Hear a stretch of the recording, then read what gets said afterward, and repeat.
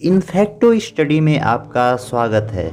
इस audio series में आप सुन रहे हैं पुस्तक श्री अरविंद दर्शन की भूमिका। इस ऑडियो का टाइटल है श्री अरविंद और उनका जीवन, जिसमें हम श्री अरविंद के सेवा काल का वर्णन करेंगे। इंग्लैंड में प्रवास के अंतिम दिनों में श्री अरविंद से बड़ौदा रियासत के महाराज सयाजी राव गायकवाड़ मिले। बड़ौदा नरेश सदा अपनी रियासत के कार्यों के लिए प्रतिभा के धनी युवकों की खोज में रहा करते थे। उन्होंने इंग्लैंड में ही श्री अरविंद को अपनी रियासत में भू व्यवस्था तथा राजस्व विभाग का कार्य देखने के लिए अनुबंधित कर लिया। श्री अरविंद ने सन 1893 ईस्वी से 1903 ईस्वी तक बड़ौदा नरेश की रियासत में कार्य किया। इस बीच उन्होंने प्रमुख रूप से भू व्यवस्था तथा राजस्व का कार्य और महाराज के निजी सचिवालय में महाराज के पत्रों आदि का कार्य किया। इसके अतिरिक्त उन्होंने बड़ौदा कॉलेज में अवैतनिक रूप से फ्रेंच भी पढ़ाया और बाद में थोड़े समय तक के लिए अवैतनिक उप प्राचार्य और कार्यवाहक प्राचार्य का भी कार्य किया। बड़ौदा कॉलेज के अध्यापन काल में ही प्रसिद्ध विद्वान, समाज सेवी और शिक्षा शास्त्री श्री कन्हैया लाल मणिक लाल मुंशी श्री अरविंद के शिष्य रहे। बड़ौदा काल में ही श्री अरविंद के अंदर भारतीय संस्कारों का परिपाक हुआ। श्री अरविंद ने बड़ौदा में रहते हुए संस्कृत, बंगला, गुजराती, मराठी आदि भाषाओं का ज्ञान प्राप्त किया। रामायण, महाभारत, कालिदास और भर्तृहरि का अध्ययन करते हुए उनके कतिपय अंशों का अंग्रेजी में अनुवाद किया। संत तुलसीदास, कबीर, तुकाराम और ज्ञानदेव का भी परिचय प्राप्त किया। इस प्रकार श्री अरविंद पश्चिमी और भारतीय संस्कृति एवं साहित्य में पूर्ण पारंगत हो गए। श्री अरविंद का जीवन और रहन सहन बिल्कुल सादा था। वे अपने घर में किसी भी वस्तु को ताले में बंद करके नहीं रखते थे। यहाँ तक कि माह की अपनी सारी आय भी अपने खुले कमरे में एक खुली ट्रे के अंदर रख देते थे। वे अपने सद्व्यवहार और उच्च चरित्र के कारण अपने विद्यार्थियों में भी बहुत लोकप्रिय थे। श्री अरविंद के बड़ौदा जीवन के विषय में श्री आर पटकर लिखते हैं, श्री अरविंद बहुत ही सीधा साधा जीवन बिताते थे। वे खाने कपड़े को कोई खास महत्व न देते थे। वे कपड़े लेने के लिए बाजार तक न जाते थे। वे घर पर धोती पहनते थे और बाहर जाते हुए सफ़ेद ड्रिल का सूट। वे बांध की खटाई पर एक चटाई डालकर सोते थे। एक बार मैंने पूछा, आप इस कड़े बिस्तर का उपयोग क्यों करते हैं? उन्होंने कहा, शास्त्रों में ब्रह्मचारी के लिए यह आदेश है कि वह नरम और गुदगुदे बिस्तर का उपयोग न करे। मुझे उनसे पढ़ने का सौभाग्य प्राप्त हुआ था। वे कभी कभी कॉलेज की वाद विवाद सभा के सभापति बना करते थे। उनके भाषण सुनने के लिए हाल खचाखच भर जाया करता था। वे जोर शोर से हाथ पांव फटकाकर बोलने वाले वक्ता न थे, लेकिन उनका भाषण बहुत ध्यान से सुना जाता था। वे बिना हिले डुले सीधे खड़े हो जाते थे और उनके होठों से अमृत धारा की तरह वाणी निकलने लगती थी, जो अपनी लय के कारण, अपनी मधुरता के कारण सभी सुनने वालों पर जादू का असर करती थी। आज 50 वर्ष के ऊपर हो चुके हैं, फिर भी उस भव्य मूर्ति और सुरीली आवाज़ की याद बनी हुई है।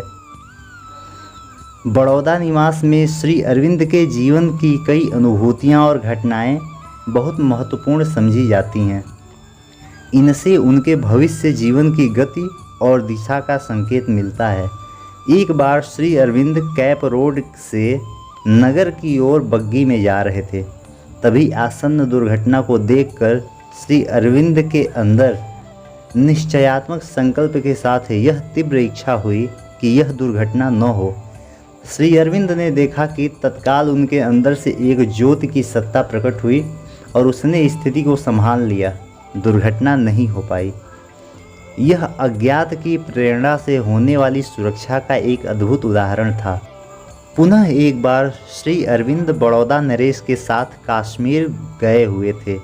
कश्मीर में भ्रमण करते हुए वे तख्ते सुलेमान अर्थात शंकराचार्य की पहाड़ी पर जा पहुँचे। वहाँ उन्हें निर्वाण की अनुभूति हुई। उन्हें लगा कि चारों ओर देश काल से अतीत एक रूपहीन सत्ता विद्यमान है। सब कुछ एक विशाल शांति और व्यापक शून्य में परिवर्तित हो गया है। ऐसी अपूर्व अनुभूति का मूल्य क्या है, इसे साधना में व्रती साधक अच्छी तरह जानते हैं। बड़ौदा में श्री अरविंद को एक और उल्लेखनीय अनुभूति हुई। श्री अरविंद बड़ौदा के पास चाड़ोद नामक गांव में किसी कार्य से गए हुए थे। वहां काली माँ का मंदिर था। श्री अरविंद टहलते हुए जब मंदिर के सामने से गुजरे तब उन्हें मंदिर के अंदर साक्षात काली के सजीव दर्शन हुए। इन अनुभूतियों ने श्री अरविंद के जीवन को बहुत दूर तक प्रभावित किया है, जिसका बाद में चलकर श्री अरविंद ने अपनी कविताओं में वर्णन भी किया है। बड़ौदा में रहते हुए 1901 ईस्वी में ही श्री अरविंद का विवाह श्री भूपति बसु की कन्या मृणालिनी देवी से हुआ। मृणालिनी देवी को बाद में उन्होंने अपने संबंध में बताते हुए 3 ऐतिहासिक महत्व के पत्र लिखे। इन पत्रों में उनके भावी जीवन की झांकी मिलती है और देश के प्रति उनके उच्चादर्शों का भी परिचय मिलता है। 1902 ईस्वी में सिस्टर निवेदिता बड़ौदा नरेश के निमंत्रण पर बड़ौदा गईं। वहाँ पर श्री अरविंद से उनकी भेंट हुई। उन्होंने श्री अरविंद के विषय में पहले से ही सुन रखा था। श्री अरविंद से मिलकर वह बहुत प्रभावित हुई और उन्होंने श्री अरविंद को देश की राजनीतिक स्वतंत्रता के विषय में अपना सहयोग देने का आश्वासन भी दिया। बाद में सिस्टर निवेदिता ने ही भारत के ब्रिटिश अफसरों के द्वारा श्री अरविंद को फंसाने की कई चालों का सुराग दिया। श्री अरविंद को योग शक्ति के द्वारा रोग ठीक करने का उदाहरण भी बड़ौदा में ही देखने को मिला। उनके छोटे भाई वरिंद्र क्रांतिकारी कार्यों के लिए एक भवानी मंदिर तैयार करना चाहते थे। वे उसके लिए स्थान ढूंढने विंध्य की पहाड़ियों में गए और वहां से पहाड़ी काला ज्वर लेकर लौटे। बहुतेरे उपचार से भी ज्वर नहीं उतरा। तभी कहीं से एक नागा सन्यासी आया। उसने अभिमंत्रित जल के 1 गिलास पानी को चाकू से काटकर वरिंद्र को पीने के लिए दिया और वरिंद्र का ज्वर उतर गया। श्री अरविंद अपनी तैयारी अंदर ही अंदर कर रहे थे। नौकरी करते हुए भी उनके मन में देश की राजनीतिक गतिविधियों का पूरा लेखा जोखा रहता था। 30 अगस्त 1904 ईस्वी में बंग भंग ने श्री अरविंद के अंदर जल रही राजनीतिक ज्वाला को और हवा दे दी।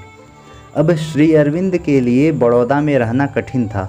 उन्होंने 1906 ईस्वी में कलकत्ता के राष्ट्रीय महाविद्यालय में आचार्य का पद ग्रहण कर लिया और बड़ौदा से कलकत्ता आ गए। यहाँ उन्हें देश की राजनीतिक गतिविधियों का पता अच्छी तरह लगने लगा। उन्होंने अवसर पाकर विपिन चंद्र पाल के पत्र वंदे मातरम को माध्यम बनाकर ब्रिटिश सरकार के विरुद्ध अग्निवर्षी लेख भी लिखना आरंभ कर दिया। श्री अरविंद का सेवा काल बस यहाँ तक है। 1906 ईस्वी तक ही उन्होंने नौकरी की।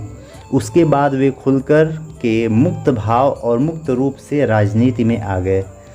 ब्रिटिश सरकार ने स्वयं अपनी ही एक गलत कार्यवाही से देश के राजनीतिक मंच पर श्री अरविंद का नाम उजागर कर दिया।